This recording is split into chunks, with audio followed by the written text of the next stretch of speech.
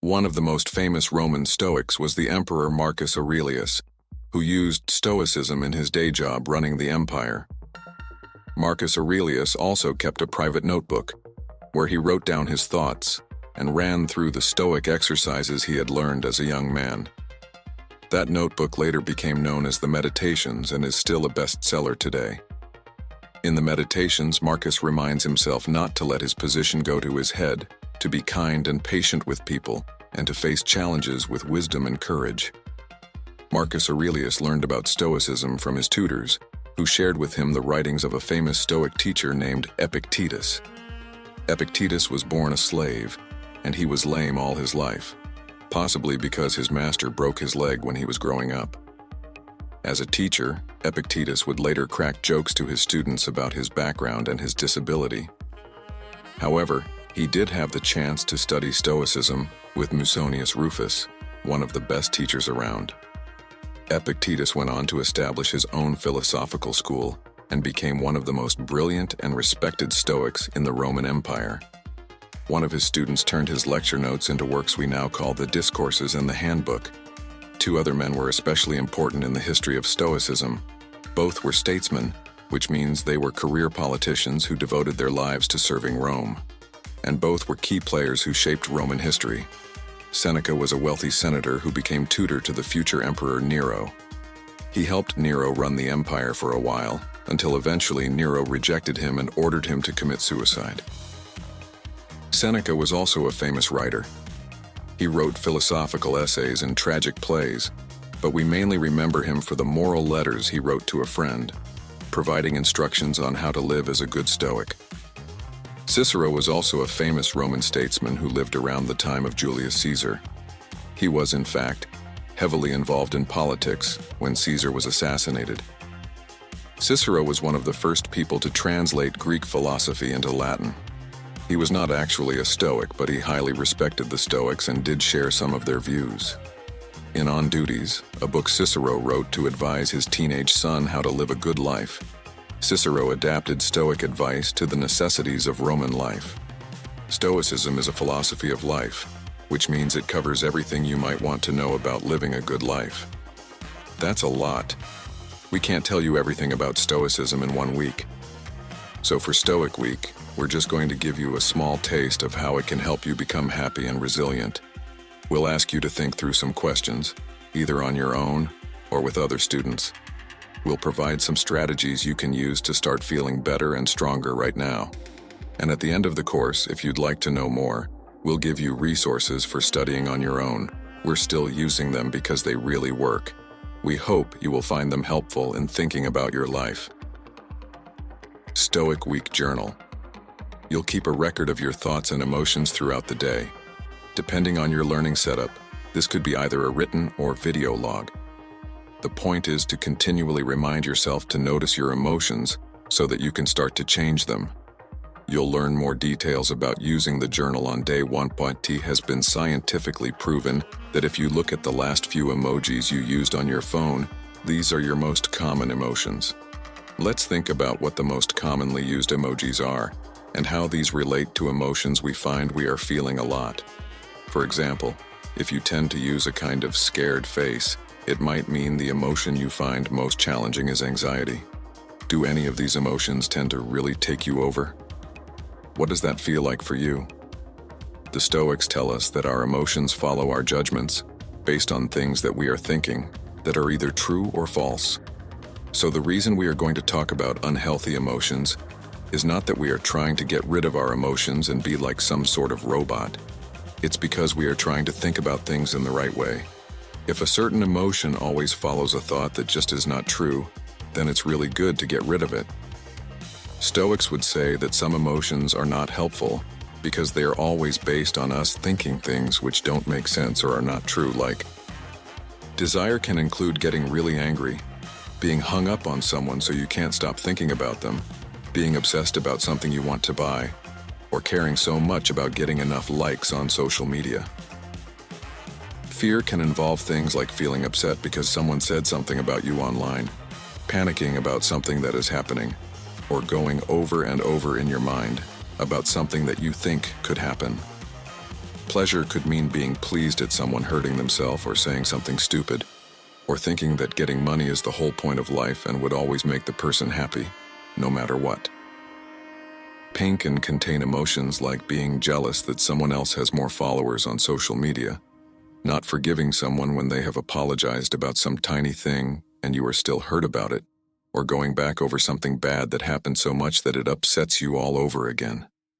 Think about the positive emotions, those which are based on correct, true thoughts. So you might find on your phone that you use a happy, smiling face a lot, or one that is surrounded by hearts, or has hearts for eyes. You might use these when you are being appreciative of the people you love or happy about how things are going for them. Let's think about how to encourage these positive emotions. Here are the positive emotions. Wishing can include feeling good for other people, being kind to others, and appreciating and taking care of others. Caution can include things like respecting yourself, for example, not letting someone bully you into doing something you don't feel comfortable with, having dignity and caring enough about not making mistakes so that you make an effort and prepare well for things like exams.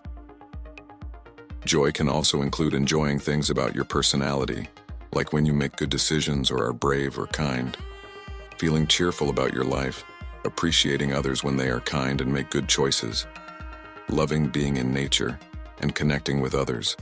One of the Stoics, Seneca, wrote some really useful things about understanding our emotions. He wrote a little book all about anger. In it, he talks about what he called 3 movements in terms of our emotions being unhelpful. Although he happened to be going on about anger, it could be fear of missing out, anxiety, feeling ashamed about things, or feeling really sad. The first movement is the animal-like first response, like jumping when someone comes up behind you.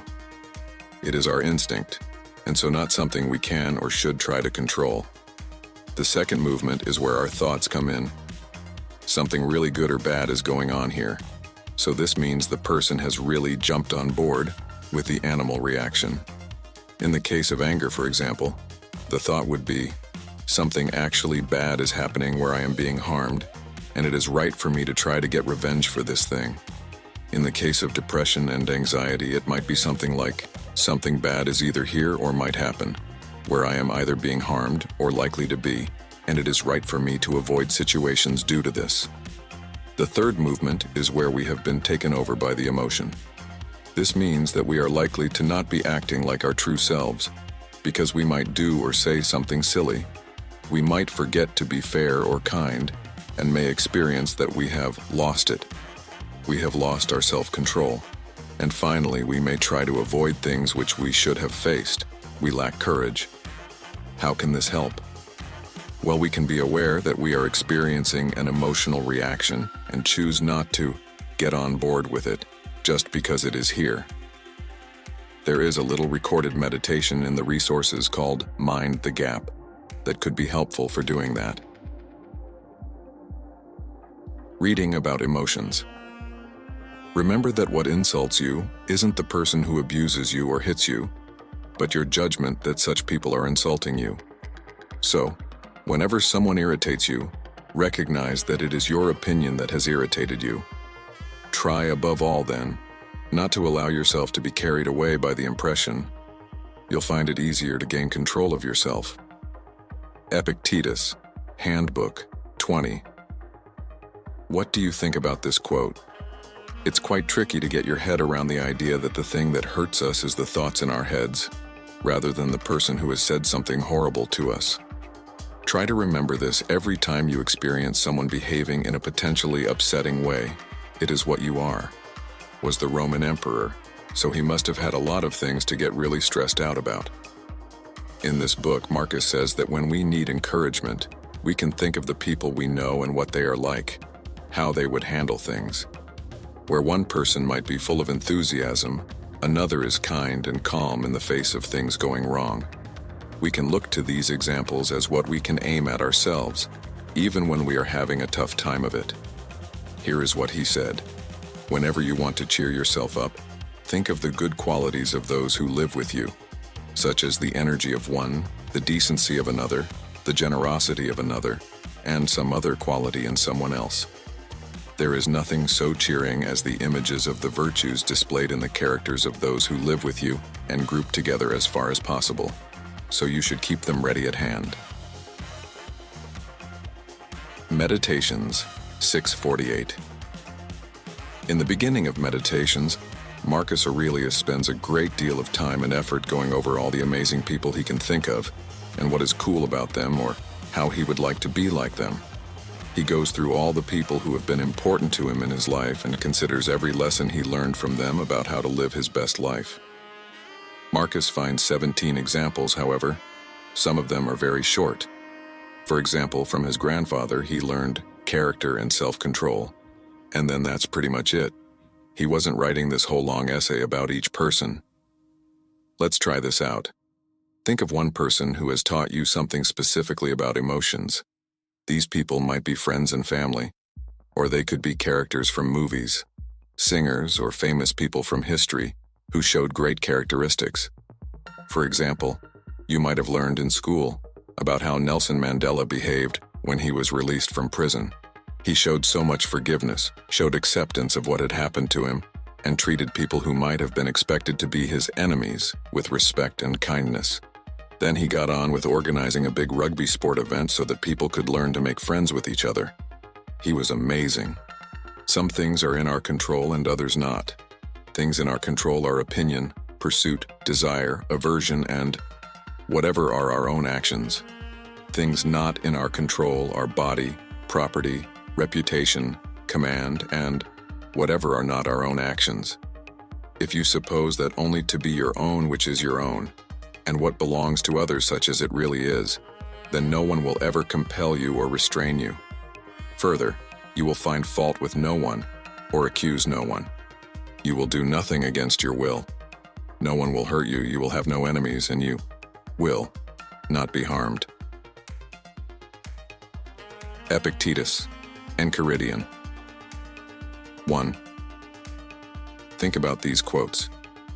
They are saying that you can be more prepared for challenging events when they happen, and that we should carefully think through what is under our control and what isn't. These two things together will really help us to be stronger in the face of our challenges. Discuss. Take a recent event or situation. It could even be the pandemic itself or some exams or tests you needed to take. In a group, see if you can divide up which things were under your control and which things were not. If you have time, use a big sheet of paper or a whiteboard to divide everything to do with the event or situation into 2 columns, under your control and not under your control. For example, with an exam, the bus turning up late and making you late for school when you have a test is not under your control. However, choosing to leave early on an exam day might be something that you could do, and so is under your control.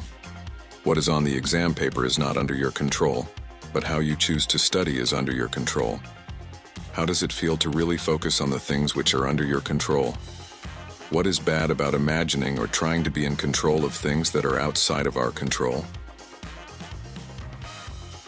Activities for resilience. What might go wrong today, and can we do anything about it? Each morning when you are getting ready for school or your weekend activities, think ahead to something you have planned for the day. Try to imagine what could go wrong.